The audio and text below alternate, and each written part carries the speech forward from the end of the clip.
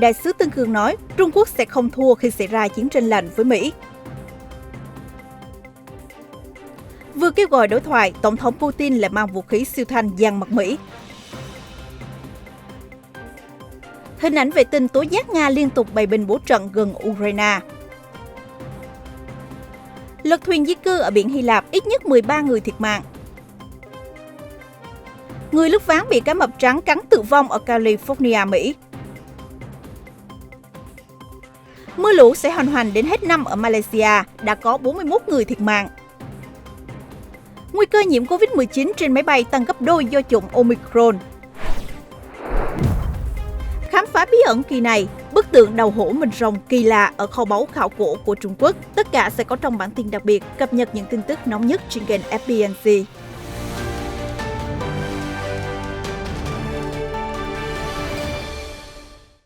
Trung Quốc không phải là Liên Xô và sẽ không thua nếu xảy ra cuộc chiến tranh lạnh mới. Đó là tuyên bố của ông Tân Cương, đại sứ Trung Quốc tại Mỹ. Các phát biểu đưa ra trong cuộc họp báo đầu tuần và được Đại sứ quán Trung Quốc phát hành hôm thứ Sáu, ngày 24 tháng 12. Ông Tân thúc giục các nhà lập pháp Mỹ thận trọng trong mối quan hệ với Đài Loan, vì đây sẽ là nơi có thể bùng nổ mâu thuẫn gay gắt nhất giữa hai nền kinh tế lớn nhất thế giới. Ông Tân cũng nói, đối thoại hạt nhân với Mỹ ít khả năng xảy ra vì kho vũ khí hạt nhân của Trung Quốc không tương xứng với Mỹ. Ông Tân, người trở thành đại sứ tại Washington vào tháng 7 cho rằng, tại sao lại có cảm giác chiến tranh lạnh đang quay trở lại? Đó là do một số người ở Mỹ vẫn ấp ủ tư duy thời chiến tranh lạnh và đối đãi Trung Quốc giống như Liên Xô cũ. Trung Quốc không phải Liên Xô, còn Hoa Kỳ ngày nay cũng khác xa với 30 năm trước. Hơn nữa, các lợi ích của Mỹ-Trung ngày nay đang xen chặt chẽ vào nhau. Trung Quốc đã nghiên cứu vì sao Liên Xô sụp đổ và rút ra bài học kinh nghiệm, theo đại sứ Tân Cương nhấn mạnh. Ông nói, Mỹ hiện là đối tác lớn nhất của Trung Quốc. Ngược lại, Trung Quốc cũng chỉ đứng sau Mexico và Canada về giao thương với Mỹ. Giá trị thương mại song phương dự kiến vượt 700 tỷ đô la trong năm nay. Cả hai bên đều nói muốn tránh việc xảy ra chiến tranh lạnh. Thế nhưng, Tổng thống Joe Biden quyết định tẩy chay ngoại giao Thế vận hội mùa đông Bắc Kinh do lo ngại Trung Quốc vi phạm nhân quyền ở Tân Cương. Động thái tẩy chay này được Anh, Úc, Canada và Nhật Bản hưởng ứng. Trong khi đó, Trung Quốc cũng nói Liên minh an ninh AUKUS vừa thành lập giữa Mỹ, Anh, Úc là một bằng chứng nữa của lối tư duy chiến tranh lạnh. Ông Tân Cương cho rằng Mỹ thật sai lầm khi dùng sự cạnh tranh để định hình quan hệ hai nước. Washington không nên đối đầu và kiềm hãm Bắc Kinh, chẳng hạn thông qua việc trừng phạt các doanh nghiệp Trung Quốc, cũng như muốn cô lập nước này khỏi chuỗi cung ứng toàn cầu. Ông Tân tuyên bố, cạnh tranh không nên là một cuộc chiến một mất một còn, tôi thắng anh bại, mà nên diễn ra công bằng và lành mạnh. Đại sứ Trung Quốc cũng cảnh báo Washington phải cực kỳ thận trọng trong mối quan hệ với Đài Loan, bởi đây có thể là nhân tố đưa Mỹ-Trung rơi vào xung đột vũ trang. Trong cuộc họp báo kéo dài 4 tiếng vào ngày 23 tháng 12, Tổng thống Vladimir Putin khẳng định không muốn xung đột với Ukraine, nhưng yêu cầu phương Tây cần cam kết an ninh ngay lập tức với Nga. Các vị phải đưa ra đảm bảo an ninh và thực hiện ngay bây giờ, ông Putin nhấn mạnh. Tổng thống Nga cho rằng Mỹ đã phản ứng tích cực về bản đề xuất an ninh mới và hy vọng có thể tiến hành đàm phán song phương vào năm sau ở Thụy Sĩ.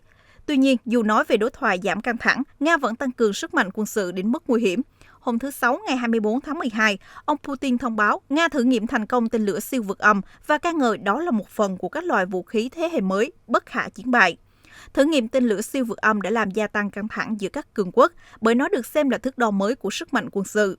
Nga đã thử nghiệm thành công tên lửa siêu thanh Skorn vào tháng 11, đánh trúng mục tiêu cách xa khoảng 215 hải lý.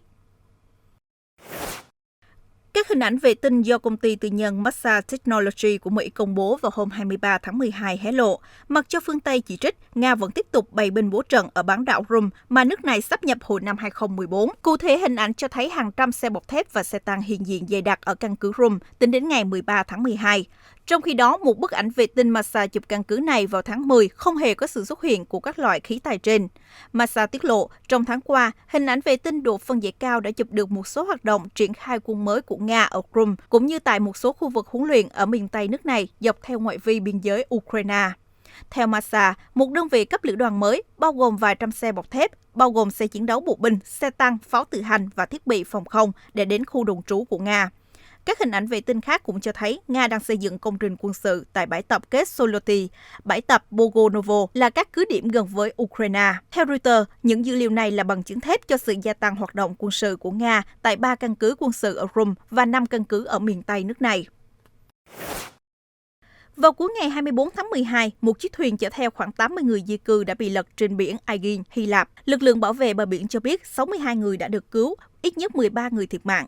Hiện có 5 tàu tuần tra của lực lượng, 9 tàu tư nhân, một trực thăng và một máy bay vận tải quân sự, cùng đội thợ lặn tiếp tục tìm kiếm những người mất tích. Đáng nói, đây không phải là vụ tai nạn đầu tiên liên quan đến người di cư xảy ra ở khu vực này. Hôm 23 tháng 12, một chiếc thuyền buồm chở theo người di cư đã đâm vào một hòn đá cách Athens 235 km về phía nam, cũng đã khiến cho 11 người thiệt mạng. Trước đó, một chiếc thuyền chở người di cư cũng đã bị chìm gần đảo Folegandros, khiến ít nhất 3 người thiệt mạng, khoảng 17 người mất tích. Các vụ chìm tàu xảy ra khi những kẻ buôn lậu chuyển sang đưa người di cư qua các ngã nguy hiểm từ Thổ Nhĩ Kỳ đến Ý, tránh các hòn đảo phía đông Aegean vốn được tuần tra gắt gao. Văn phòng đại diện của Cao ủy Liên Hợp Quốc về người tị nạn cảnh báo về hình thức vượt biên nguy hiểm này. Cơ quan này cho biết tính đến ngày 19 tháng 12, có hơn 116.000 người xin tị nạn đã vượt Địa Trung Hải để đến các nước châu Âu trong năm nay. Trong đó 55% đến từ Ý, 35% đến từ Tây Ban Nha và 7% đến từ Hy Lạp. Phần còn lại đến từ Malta và Chypre. Một đám cháy đã bùng phát vào rạng sáng ngày 24 tháng 12 tại thủ đô thương mại Lagos của Nigeria sau khi một đường ống dẫn nhiên liệu phát nổ trong đêm. Hiện chưa có báo cáo về số thương vong. Theo truyền thông địa phương, vụ nổ đã đánh sập đường dây điện và dây cáp nối dài theo tuyến đường lớn. Lực lượng chức năng đã điều hướng xe cộ lưu thông qua khu vực khác. Hiện nguyên nhân dẫn đến vụ nổ đường ống dẫn nguyên liệu vừa qua vẫn chưa được xác định. Tuy nhiên, theo Reuters, các vụ nổ tương tự như vậy rất phổ biến ở Nigeria do tình trạng phá hoại và trộm cắp dầu. Các đường ống được nhắm mục tiêu hầu hết là của Tập đoàn Dầu khí Quốc gia Nigeria. Các vụ nổ đã khiến công ty nhiều lần phải tạm dừng hoạt động bơm dầu. Một người đàn ông được cho là tử vong do bị cá mập trắng tấn công ở bờ biển miền trung bang California, Mỹ. Tai nạn chết người xảy ra ở vịnh Muro vào sáng ngày 24 tháng 12. Cảnh sát đã đặt biển cảnh báo không lướt sóng sau vụ tai nạn, cấm tắm biển trong vòng 24 giờ, ở địa điểm mà người dân địa phương gọi là The Beach. Một nhà đài địa phương cho hay người đàn ông đang lướt sóng vào khoảng 10 giờ 40 phút sáng hôm qua thì bị cá mập trắng cắn tử vong. Hồi cuối tháng 6, một vận động viên lướt ván cũng phải nhập viện khi bị cá mập trắng tấn công ở vịnh Bán Nguyệt, bang California. Anh bị cắn vào chân phải nhưng đã cố gắng xoay sở để bơi vào bờ. Một nghiên cứu của Úc cho biết các vụ chạm trán thường liên quan đến cá mập trắng chưa trưởng thành. Chúng có tầm nhìn kém và nhầm lẫn con người với con mồi của mình như là hải cẩu. Theo các nhà khoa học, cá mập rất khó phân biệt màu sắc, thậm chí mù màu. Chúng chỉ dựa vào sự chuyển động và độ tương phản ánh sáng để săn mồi và việc định vị trong không gian của cá mập kém hơn con người rất nhiều. Mưa lớn ở Bolivia vào tháng này đã khiến ít nhất 12 người thiệt mạng, tàn phá hoa màu và đường xá. Lượng mưa vượt mọi kỷ lục, có 7 trong 9 tỉnh của quốc gia Nam Mỹ đã phải ban hành cảnh báo về mưa lũ. Đáng nói là mùa mưa ở Bolivia chỉ mới bắt đầu, sẽ kéo dài đến tận tháng 3. Hầu hết nạn nhân thiệt mạng là do bị lũ cuốn trôi khi nước sông tràn bờ. Một vài ngôi nhà ở thành phố La Paz bị sập do mưa lớn, hàng chục gia đình phải sơ tán khẩn cấp do ngập lụt lớn ở tỉnh Cochabamba. Chuyên gia cho rằng hiện tượng La Nina là nguyên nhân của đợt mưa lũ thảm khốc ở khu vực miền trung Andes. Trong khi đó, mưa lớn suốt đêm đã gây ngập nhiều tuyến đường ở thành phố Seville của Tây Ban Nha vào ngày 24 tháng 12. Dịch vụ ứng phó khẩn cấp cho biết họ đã nhận hơn 200 cuộc gọi cầu cứu. Tuy nhiên, may mắn là chưa ghi nhận thương vong dù có thiệt hại về tài sản. Cơ quan khí tượng cảnh báo, người dân nên chuẩn bị cho một mùa lễ trong điều kiện thời tiết ẩm ướt ở bán đảo Tây Ban Nha, đặc biệt là khu vực miền Tây Galicia, miền Bắc Tây Ban Nha và ở Andalusia. Mưa lớn dự kiến sẽ kéo dài ở Malaysia vào tuần tới. Theo báo Straits Times cho biết ngày 24 tháng 12, Malaysia vẫn đang nỗ lực khắc phục hậu quả của đợt lũ trăm năm có một, khiến ít nhất 41 người thiệt mạng và khoảng 50.000 người ở 6 bang và thủ đô Kuala Lumpur phải rời bỏ nhà cửa. Cơ quan khí tượng Malaysia cảnh báo mưa lớn và dông lốc sẽ xảy ra ở nhiều vùng ven biển trong ngày hôm nay 25 tháng 12. Tiếp đó, từ ngày 27 đến ngày 30, mưa lớn cũng sẽ tiếp tục trút xuống miền Tây Johor, miền Đông Sabah và miền Tây Sarawak. Đợt cao điểm mưa lũ là do không khí lạnh từ Siberia đem theo gió mạnh và biển động ở khu vực Biển Đông. Mặt khác, Bộ Y tế Malaysia cho biết đã sẵn sàng đối diện với nguy cơ các bệnh như sốt thương hàn, bệnh tả bùng phát sau mưa lũ. Giới chức đã dựng lên nhiều bệnh viện dã chiến. Đến giờ, Bộ Y tế chưa ghi nhận các ca bệnh nghiêm trọng liên quan đến nguồn nước ô nhiễm. Theo Guardian đưa tin, kế hoạch nghỉ lễ của nhiều người đã bị phá vỡ sau khi các hãng hàng không đã hủy hơn 4.500 chuyến bay trên toàn thế giới ngay trong dịp Giáng sinh do đợt bùng phát COVID-19 mới liên quan đến biến thể Omicron. Trang web của công ty theo dõi chuyến bay FlightAware cho biết, trong số hơn 4.500 chuyến bay bị hủy, có 2.175 chuyến bay trên khắp thế giới bị hủy vào đêm 24 tháng 12. một ngày cao điểm cho nhu cầu đi lại. Gần 1.800 chuyến bay bị hủy trong ngày 25 tháng 12 và gần 402 chuyến khác bị hủy trong ngày 26. Gần 9.000 chuyến bay bị hoãn. Nhiều du khách tỏ ra bức xúc khi bị hủy chuyến bay ngay trong đêm mà không kịp thời nhận được thông báo từ hãng hàng không. Các hãng bay đang phải đối mặt với sự thiếu hụt nhân sự do nhiều nhân viên bị nhiễm COVID-19 hoặc chưa tiêm chủng cũng như quy định cách ly dài ngày. Thêm một chuyên gia an toàn hàng không cảnh báo, hành khách đi máy bay hiện có nguy cơ nhiễm COVID-19 tăng gấp 2, gấp 3 lần so với trước khi chủng Omicron xuất hiện và lây lan rộng khắp. Biến chủng mới lây lan rất nhanh, hiện là chủng trội ở một số quốc gia, chiếm hơn 70% ca nhiễm mới ở Mỹ. Hệ thống thông khí trên máy bay hiện tại làm giảm nguy cơ lây nhiễm COVID-19 đáng kể so với những nơi đông đúc khác như trung tâm thương mại. Tuy nhiên, biến chủng Omicron vẫn tạo ra hiểm họa khó lường trong đợt cao điểm di chuyển của năm. Khoang thương gia được cho là an toàn hơn hạng ghế phổ thông, vốn có đông hành khách hơn, theo chia sẻ của tiến sĩ David Bowell, bác sĩ kiêm cố vấn y tế của Hiệp hội Hàng không Quốc tế, đại diện cho gần 300 hãng bay toàn cầu.